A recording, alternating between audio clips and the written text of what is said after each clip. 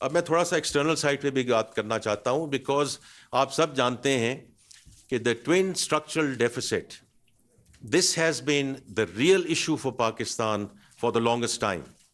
ایک سائڈ پہ ہم سرپلس شو کر چکے ہیں جو فسکل سائڈ ہے، اور اس میں ڈیفیسٹ میں کمی لا چکے ہیں.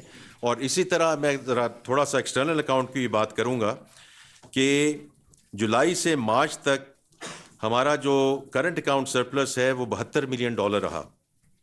اس میں ورکرز ریمیٹنسز میں اضافہ ہوا، اور چونکہ بات ہمیشہ یہ ہوتی ہے کہ جی ریمیٹنسز آپ کی جو پچھلے مہینے میں بھی $4.25 بلین پہ آئی ہیں، which once again is a record in the history of Pakistan. تو میں ہمیشہ یہ بات ہوتی ہے جی ریمیٹنسز، ایکسپورٹس، یہ دس از ناٹ این اینڈ اور discussion, this is an and discussion. Exports بھی ہم نے بڑھانی ہے، جس پہ پلاننگ منسٹر اس کو کہتے ہیں ایکسپورٹ ایمرجنسی کی بات کرتے ہیں، اور بالکل درست بات کرتے ہیں. اور اس پہ بھی میں آؤں گا کہ جو ایکسپورٹ کی بات ہوتی ہے اور اس میں جو جہاں جہاں اضافہ ہوا ہے اس کی بھی میں بات کروں گا.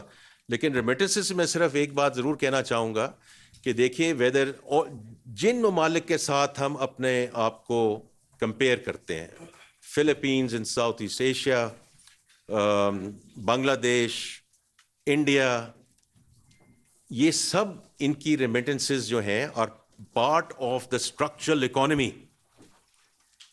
تو یہ بات ضرور ہو سکتی ہے کہ اس کی percentage of G D P کتنی ہے، ہماری ریلائنس کتنی ہے، لیکن remittances are and will remain a very important component of our external balancing position as we move forward. And therefore we should remain very grateful to our Pakistani ambassadors, ہمارے بھائی اور بہنیں جو باہر ہیں اور جو ہمیں یہ ذرا مبادلہ یہاں بھیج رہے ہیں. اور اس میں صرف یہ ذکر کرنا چاہوں گا کہ this is not only about the remittances, کیونکہ ریمیٹنسز کے بارے میں بیکاز اس under the P R I, اور اس میں یہ ذکر ہوتا ہے کہ یہ ورکرز ریمیٹنسز ہے، وچ از ٹرو. لیکن ایک دوسرا بھی ایک ہمارے پاس انسٹرومنٹ ہے وچ از روشن ڈیجیٹل اکاؤنٹ. اور روشن ڈیجیٹل اکاؤنٹ کا تو مقصد ہی انویسٹمنٹ لیڈ فلوز ہے، کیونکہ میں خود اس کے ساتھ پرائیویٹ سیکٹر سے منسلک رہا ہوں.